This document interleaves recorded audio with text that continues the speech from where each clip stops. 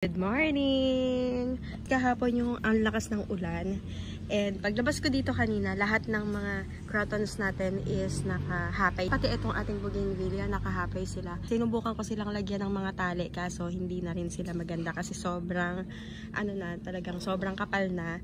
Tapos kailangan na talaga silang itrim. So, ang ginawa ko is, nagtrim ako ng ating bougainvillea. Nangihinayang ako sa bulaklak niya, pero kasi hindi na rin siya magandang tingnan. Tapos, ang nakakainis pa, meron kasing gumagapang dito na damo na parang hinahatak yung mga halaman natin, kaya nagsasama-sama sila tas bumibigat yung gano'n, kaya pangit na silang tingnan. So pinutol ko to, pero hindi naman pumangit. Tingnan nyo guys, o diba, umaliwalas dito. Tapos etong ating crotons, nag-trim din ako ng konti, pero hindi pa ako tapos kasi tinawag ako ni Ate Joy para mag-almusal. Ang init na ngayon dito, pero nakakatuwa kasi paglabas mo pa lang ng pintuan namin, mapifeel mo na umaliwala sila nung nabawasan. Ayan pa yung mga tatanggalan natin guys, tingnan nyo. Dito pa lang ako nakapagbawas-bawas. Well, konti lang yung pinutol ko kasi tinatansya ko pa kung gaano kahaba yung tatanggalin natin. Pero yung dun sa may gilid, tingnan nyo, makapal pa sila tsaka mahaba. So yan ang ating gagawin, kaso medyo mainit na. Punta-puntahan ko na lang yan kapag medyo malilim. Tatry natin mamaya. Ang dami kong kalat. Masaya na naman yung mga halaman natin. Tingnan nyo yung roses, halos lahat may bulaklak. So ang ganda lang ng pwesto nito kasi napapansin ko sa rose, gusto rin talaga nila ng init. Kasi nung binili namin yan, nakapwesto din siya talaga sa mainit. Kung napanood niyo yung vlog ko noon. Pag tanghali, sobrang init niyan. Pero pag hapon, nawawala naman yung init niya. Mapapansin niyo na medyo sumaya talaga yung mga plants natin nung umulan. And eto, natutuwa ako dito. Alam niyo ba? Biglaan lang tong paglagay ko ng gulong dito kasi nakatambak lang to doon. Sa kaibigan ko pa yata itong gulong. And nagligpit ako, nakita ako. Sabi ko nga muna kasi sakto may nakita akong pako. And ayun, tingnan nyo guys yung dito photos. So, parang nagustuhan niya. Kaso yung ating fern ay sunburn. Kasi diba gusto niyan sa malamig lang at saka sa shaded na part. Pero okay lang yan. Marami naman ako nakita niyan sa gilid. Pero sana makabawi pa siya, diba? So yan ang ating mga halaman dito sa backyard. Meron ako ditong namatay na white angel. Dito siya galing. Namatay yung white angel natin. Pero nakakita ako ng bagong tubo. And confused pa ako nito nung una. Kung ano ba yung buto na nilagay ko dito. Tatanong ko dapat kay Rexy kahapon. Pero ngayon, na-confirm ko na sili siya. Ayan siya guys. Oh. Kita niyo yung buto. Ayan. Butong-buto ng sili. Nakakatuwa kasi kahit namatay yung white angel dito, ang dami namang sumibol na bell peppers. Ayan yun.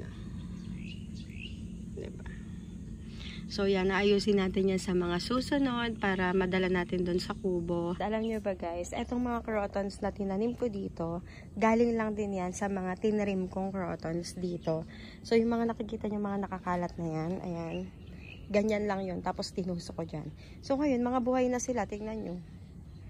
Diba? Diyan ko naman sila nilagay kasi nga, ang ano ko talaga dyan, ang iniisip ko is, kapag stable na sila, katulad ngayon stable na sila, yung malalaking pot doon na may mga halaman, pwede na nating tanggalin at ilipat sa ibang part ng garden kasi ito, magiging parang ka-level na sila nandito sa kabila, diba? Pero ito kasi mga hindi sila madaling buhatin kasi sobrang solid ng bigat niyan. Kaya hindi rin basta-basta malilipat. So ayun, yan yung mga halaman natin. Tapos dito, masaya ako sa side na to kasi nga nakaano siya, nasasapol sila ng init at saka ng ulan. Pero guys, alam nyo, sobrang init dito pag tanghali. Andiyan kaya naglagay ako ng succulents dati dyan. Last year, yung sobrang tindi ng init, diba? Diyan ako naglagay ng succulents kasi sabi ko mas gusto nila yun, pero hindi nila kinaya. So ngayon, paglalagay ako dyan ng mga halaman, from time to time, chine-check ko rin talaga kung kaya ba ng halaman na nilagay ko. Kasi kung hindi, diba, kailangan natin maglipat. Guys, tingnan nyo to. Tingnan nyo. May mga sumisilay ng bulaklak. Ito po. Diba?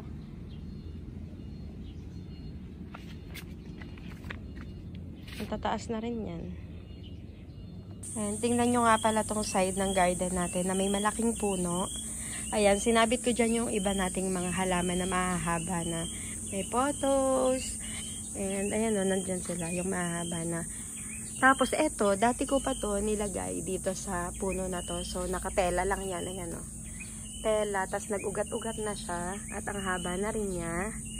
Ayan, and tingnan nyo ngayon guys, nakita ko na meron na siyang flowers. Tingnan nyo. O, diba? Mapupuno pa yan, yung pinaka walang dahon na stem niya. And ang ganda niyan kapag kapuno ng bulaklak. So yan, wala nang tanggalan yan, nandyan lang siya. And ang ganda pa rin niya guys, diba? Yan o.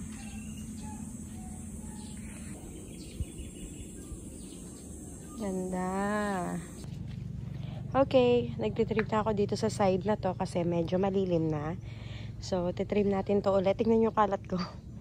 Titrim natin para mas guminhawa ulit yung crotons natin and mapalitan na yung mga lumang dahon, 'di ba?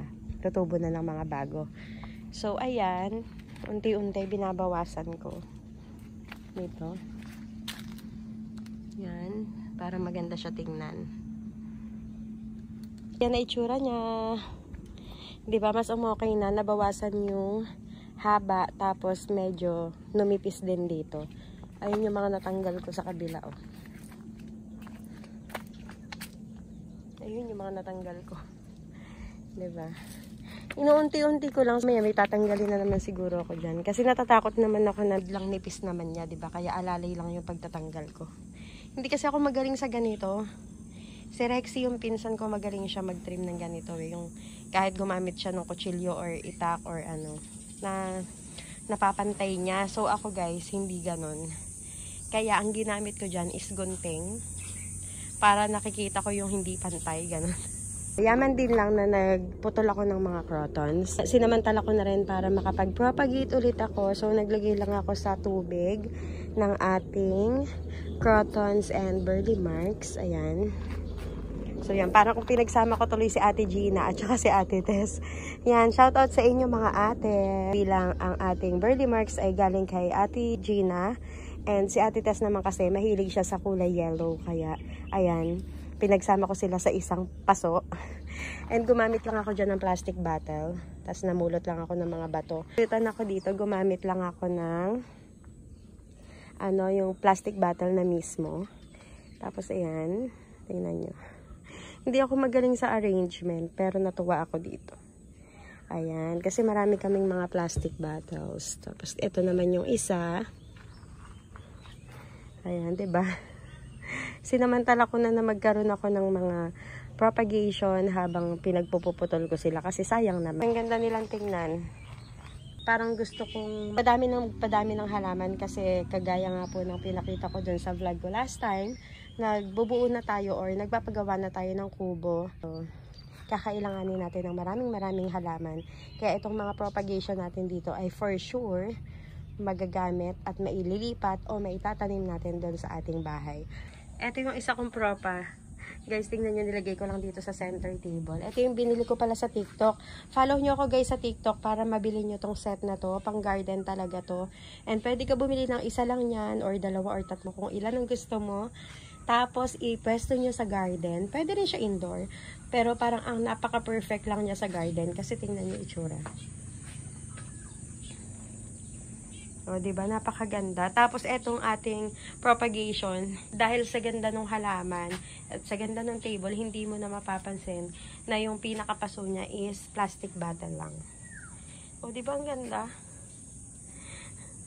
And guys, paki-follow nyo rin ako sa TikTok para mabili nyo tong chair na to at marami pa akong mga binibenta doon. Talaga ako umu-order ng mga gamit ko. Kaya siguradong trusted yung seller at siguradong parehong-pareho yung matatanggap nyo sa nagamit ko. Ganda to. Favorite ko talaga to guys. Try nyo umupo dito habang nag-edit kayo ng mga vlog nyo or nagpapahinga lang or gusto nyo lang ng me time. Ano ko, sobrang sarap gamitin yan. Sasamantalahin ko yung lilim dito sa garden para makapagligpit-ligpit ako. Thank you so much for watching. God bless you all and I'll see you guys on my next vlog. Bye-bye!